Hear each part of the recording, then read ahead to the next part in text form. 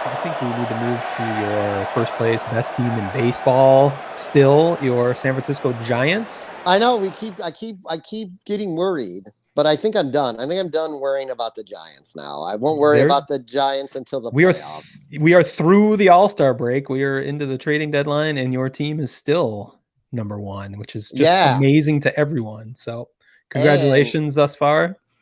this week, they squared off in a 4-game series against the Dodgers and took 3 out of the 4 games. That, Unreal. to your point, included a little unstudied Kenley Jensen getting tagged up by Not one, the but two meltdowns. 2 meltdowns in the series. And I mean, I think this is sort of, though, it's just not, it's part of this Trevor Bauer hangover too, I think, for that team. I mean, you're down you're one of your aces, in And that, Kershaw.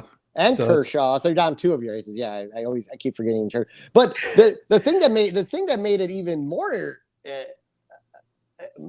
amazing is it was done in Dodger Stadium. It wasn't like the Giants took 3 out of 4 at home from them. They went into Dodger Stadium, where in the past they've notoriously had issues there, and they just flipping took care of business. And this lineup, and I had said it earlier in the season because I didn't think we were going to getting the pitching we were getting out of our starters, but this lineup can hit. And if you had Kris Bryant to this lineup with a Yaz, a Yastrzemski, I know we have so many Yazes on this. I have to say which Yaz I'm talking about. Too many Yazes. But I got Gimpy Yaz over on the south side, so this is working Yaz. We got Yastrzemski. You got Posey having a career year, a renaissance year. As you know, he's on your team. He came the first game back against the Dodgers. Boom, over the wall. Welcome back, Buster Posey. I mean, stalwart of my 4th place fantasy team. Everything is clicking for them, and they're going to add. They also, along with the White Sox, they need middle relief help too. But I feel like maybe one good middle reliever and a player like a Kris Bryant would make them perennial favorites in the NL, even over the Dodgers at this point. Just because they've got the lead and adding at that point, and you got to assume the Dodgers and the Padres are going to be adding at the deadline too. So it's almost like you have to add just to stay ahead of that side of things. So right, I mean, it's like you just can't sit back. And it's about the whole, like, back to like second base for the White Sox. Can the Sox survive without adding the second baseman? Yeah, they can. They've had decent production out of that, but no one is scared of those guys in the lineup. And would the Giants be even better with Kris Bryant there? Yes. Can they survive without Kris Bryant? Yeah, most likely they could.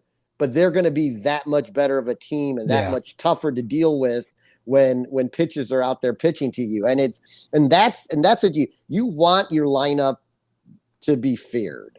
It's like the Yankees in their prime. I mean, you were like, where the fuck do I pitch? Like, there's no one to pitch around in the Yankees in their prime. And that's what you want your teams to be. The Padres obviously are in it, and they're gonna make. I think they're gonna make the playoffs, but like, I don't know. They've just been like, I mean, they're 16 games over 500, so they're probably gonna make the playoffs outside of an implosion. But for all the talent they have, it has been kind of like, even at 58 wins, they've looked at times. But they're young too. They're young too. I mean, Tatis set some record, right? He's the fastest guy to 50 stolen bases and 50 home runs or something. Yeah, I can't keep up with how many records he's broken, but yeah, I'm sure he broke something this week. So yeah, it was something like that. So I mean, obviously the future's super bright there. The question, for the Giants was like, we all thought this was going to be a rebuilding year, so you kind of have to go for it, because you don't know if this team's going to gel like that next season. Right. Like, you don't know what you're really getting. I mean, are the Giants back already? Like, can you expect Posey to have another year like this as he's approaching his late 30s? Is he going to be on the team? Right. Right. You got him, Belt, and Crawford. Crawford just went to the IL, and Crawford went to the IL at the start of the Dodgers series, and they won 3 out of 4 from them. Yeah, you can't have the best record in baseball going into the trade deadline week and not make major moves. So yeah, so someone's coming. I don't know who it is. Shit, maybe Trevor Story ends up there. Who yeah, knows? that's a possibility. But anyway, that